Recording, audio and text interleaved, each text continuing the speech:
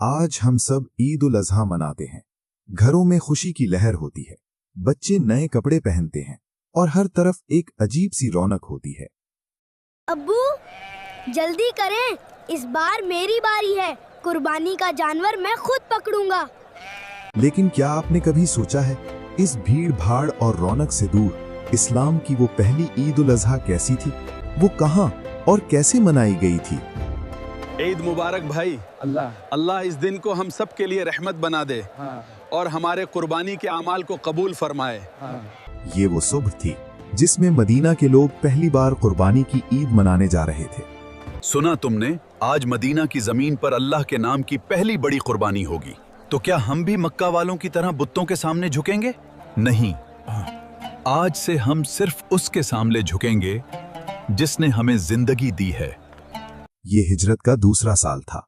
Medina की फिजा अभी नई नई इस्लामी तालीमात से महक रही थी। ये वही शहर था जहां कल तक मुख्तलिफ रस्में थीं, मुख्तलिफ तरीके थे, लेकिन आज सब कुछ बदलने वाला था। ये जुल्हज की 10 तारीख थी, एक ऐसा दिन जो आने वाली सदियों तक हर मुसलमान की पहचान बनने वाला था। इससे पहले अहले मदीना साल में 2 त्योहार मनाते थे, जिनमें खेल तमाशे होते थे, हंसी मजाक होता था। लेकिन जब इस्लाम आया तो उसने इन खुशियों को खत्म नहीं किया, बल्कि उन्हें एक नया मतलब दिया। 2 ऐसे दिन दिए जो सिर्फ खुशी के नहीं थे, बल्कि शुक्र के थे, इबादत के थे और अल्लाह के करीब होने के थे। और आज उन्हीं दिनों में से एक दिन था, ईद उल अजहा, कुर्बानी का दिन। ये दिन सिर्फ एक त्योहार नहीं था, ये एक ऐलान था कि अब इस उम्मत की पहचान बदल चुकी है। अब न कोई बुतों के नाम पर खून बहाएगा, न रस्मों के लिए कुर्बानी होगी। आज हर कुर्बानी सिर्फ अल्लाह के लिए होगी।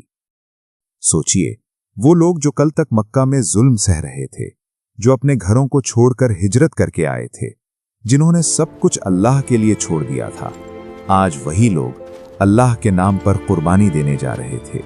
ये सिर्फ जानवर की कुर्बानी नहीं थी, ये उनके सब्र की, उनके ईमान की और उनकी वफादारी की कुर्बानी थी।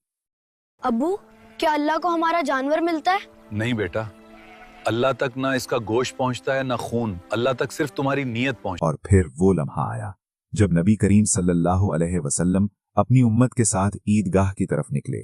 कोई शाही महल नहीं था, कोई सजावट नहीं थी, बस खुला मैदान और अल्लाह के बंदे। नबी करीम सल्लल्लाहु अलैहि वसल्लम ने बगैर आजान और बगैर इकामत के 2 रकात नमाज पढ़ाई। नमाज अदा होने के बाद तकबीरें बुलंद हुईं। अल्लाहु अकबर, अल्लाहु अकबर, ला इलाहा इल्लल्लाह। नमाज के बाद वो अमल शुरू हुआ जिसने इस दिन को हमेशा के लिए तारीख में जिंदा कर दिया। ये वो लम्हा था जिसका फरिश्ते भी इंतजार कर रहे थे, कुर्बानी।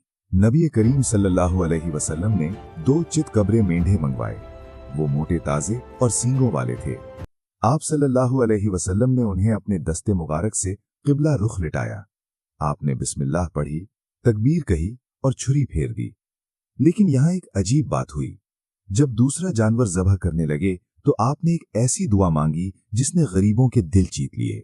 ऐ अल्लाह, ये मेरी तरफ से है और मेरी उम्मत के उन लोगों की तरफ से है जो कुर्बानी करने की ताकत नहीं रखते। नबी करीम सल्लल्लाहु अलैहि वसल्लम ने अपने हाथों से कुर्बानी की और उम्मत को सिखाया कि ये सिर्फ जानवर ज़बह करना नहीं, बल्कि अपने नफ्स को, अपनी ख्वाहिशात को अल्लाह के सामने झुका देना है।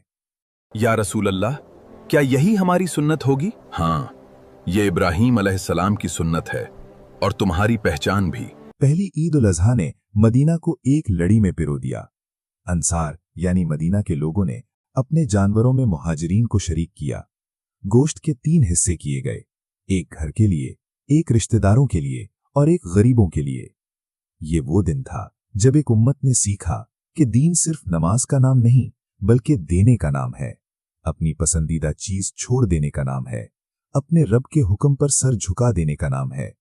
और आज सदियों बाद भी जब हम कुर्बानी करते हैं तो मदीना की वो पहली सुबह हमें पुकारती है कि क्या तुम्हारी कुर्बानी भी वैसी ही है या सिर्फ एक रस्म बनकर रह गई है? तो आइए दिल पर हाथ रखकर दुआ करें, या अल्लाह हमारी कुर्बानियों को कबूल फरमा, हमारी नीयतों को पाक कर और हमें वही सच्ची कुर्बानी नसीब फरमा जो तुझे पसंद हो। आमीन या रब्बिल आलमीन।